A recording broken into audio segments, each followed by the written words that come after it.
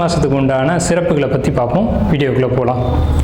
மாசி மாதம் அப்படிங்கிறது சூரியனுடைய சஞ்சாரத்தின் அடிப்படையில் 11வது மாதமாக நம்மளுடைய முன்னோர்கள் அதை எடுத்து வச்சுருக்காங்க. மாசி அப்படிங்கிற மாதம் 11வது மாதம் அப்படின்னு எடுத்து வச்சுருக்காங்க. இது ஏன் அப்படின்னு கேட்டிங்கன்னா, இந்த மாதம் ஒரு புனித நீராடுறதுக்கும், முன்னோர்களுக்கு திதி தர்ப்பணங்களை கொடுக்கறதுக்கும், மந்திர உபதேசங்களை பெறுறதுக்கும், அதே மாதிரி பார்த்துக்கிட்டிங்கன்னா புதிய கலைகளை கற்றுக்கொள்வதற்கும் இந்த மாதம் ரொம்ப ஏற்புடைய ஒரு மாதமாக சாஸ்திரத்தில் சொல்லப்பட்டிருக்கு.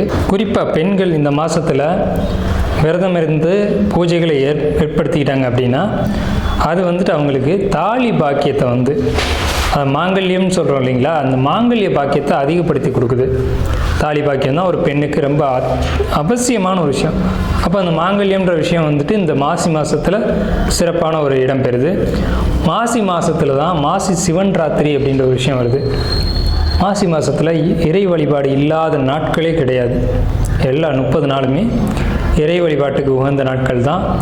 அதில் இந்த ஹோலி பண்டிகை கொண்டாடுறதா இருக்கட்டும், சிவராத்திரியாக இருக்கட்டும், இந்த மாதிரி மாசி அமாவாசைக்கும் மாசி பௌர்ணமிக்கும் விசேஷங்கள் அதிகம். இதில் திருமால் மகாவிஷ்ணுவா அவதாரம் எடுத்த ஒரு மாதம் திருமால் மகாவிஷ்ணுவா அவதாரம் எடுத்த மாதம் மாசி மாதம்தான். இந்த மாசி அமாவாசைக்கும் மாசி பௌர்ணமிக்கும் விசேஷங்கள் அதிகம். மாசி மாதம் வரக்கூடிய மக நட்சத்திரம் தான் மகாமகம் அப்படின்னு நம்மளுடைய சாஸ்திரம் விசேஷமாக அந்த ஒரு 12 வருஷத்துக்கு ஒரு முறை புனித நீராடல் அப்படின்ற ஒரு விஷயத்தை நம்ம மேலே சொன்னோம் இல்லைங்களா, அந்த விஷயத்தை கொண்டு வராங்க. இதில் தாக்ஷாயினி அப்படின்ற அவதாரத்தில் பார்வதி தாயார் அவதரித்த மாதம் இது. சிவன் திருவிளையாடல் செய்ததும் சிவன் அவதாரம் எடுத்ததும் இந்த மாதத்தில் தான். சிவன் தான் தன்னுடைய திருமணத்தை பார்வதி தேவியை திருமணம் செய்து கொண்ட மாதம் இந்த மாசி மாதம். ஸோ இந்த மாதிரி எண்ணற்ற சொல்ல முடியாத ஏகப்பட்ட விசேஷங்களை கொண்ட மாசி மாதம். குறிப்பாக சொல்லணும்னா 12 மாதங்களுக்கும் 12 தனித்துவம் வாய்ந்த சிறப்புகள் உண்டு. இருந்த போதிலும் மாசி மாதத்துக்குன்னு உள்ள சிறப்புகளை நம்ம மேலே பார்த்துட்டோம். விசாக நட்சத்திரக்காரங்க, மாசி மாதம் பொதுவான ராசி பலன்கள். விசாகம் அப்படின்னாலே பழகுவதற்கு இனிமையான நட்சத்திரம்னு பேர். இந்த நட்சத்திரக்காரங்களுக்கு இது நாள் வரைக்கும் இருந்த தடைகள் விலகும்.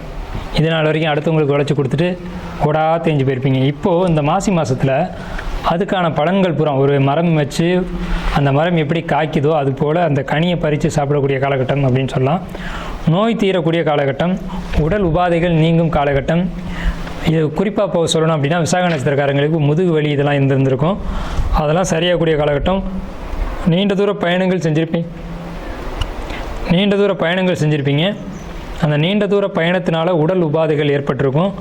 அந்த நீண்ட தூர பயணங்களில் ஏற்பட்ட உடல் உபாதைகள் நீங்கள் ரெஸ்ட் எடுத்து சரி பண்ணக்கூடிய காலகட்டம் எப்போ அப்படின்னு கேட்டிங்கன்னா இந்த மாசி மாதத்தில் தான். உடல் சம்மந்தப்பட்ட வகையில் எல்லா வகையிலையும் ஏற்பட்ட பிரச்சனைகள் சரியாகும். நினைத்த காரியங்கள், பாதியில் நின்ன காரியங்கள் விடாமுயற்சியால் உங்களுக்கு வெற்றி அடையக்கூடிய காலகட்டம் செஞ்சு முடிப்பீங்க. திடீர் குழப்பங்களும் வரும். குழப்பத்துக்கு பின்னாடி அதில் உங்களுக்கு ஒரு வெற்றியும் கிடைக்கும். நீங்கள் கவனமாக இருக்க வேண்டிய விஷயம் அப்படின்னு பார்த்தீங்கன்னா ஃபயரு, எலக்ட்ரிக்கல், எலக்ட்ரானிக் இந்த ஐட்டங்களில் நீங்கள் கவனமாக இருக்கணும். வண்டி வாகனங்களில் போகும்போது கவனமாக போகணும் வரணும். வாகனங்களை பழுது பார்த்துக்கணும். வாகனம் எங்கேயும் ஒரு பிரச்சனை ஆகிடாமல் பார்த்துக்கணும். ஏன்னா வாகனங்களால் நீங்கள் பிரச்சனைகளை சந்திக்கணும் அப்படின்ற ஒரு அமைப்பு இருக்குது. பொருளாதாரத்தை பொறுத்த வரைக்கும் நல்ல முன்னேற்றம் இருக்குது. குடும்ப அமைப்புகளை பொறுத்த வரைக்கும் கணவன் மனைவிக்குள்ள ஒற்றுமை இருக்குது. மனைவி, கணவன், குடும்பம் அப்படிங்கிற அமைப்பை பொறுத்த வரைக்கும் தொந்தரவுகள் எதுவும் இல்லை. ஒரு நல்ல ஒரு இணக்கமான சூழல் உங்களுக்கு இருக்குது. வெளியூர் வெளிநாடு பயணம் போகணும்னு நினைக்கக்கூடியவங்க விசாக நட்சத்திரக்காரங்க இந்த மாசி மாதத்தில் போகக்கூடிய அமைப்புகள் உங்களுக்கு வீடு தேடி வரும்.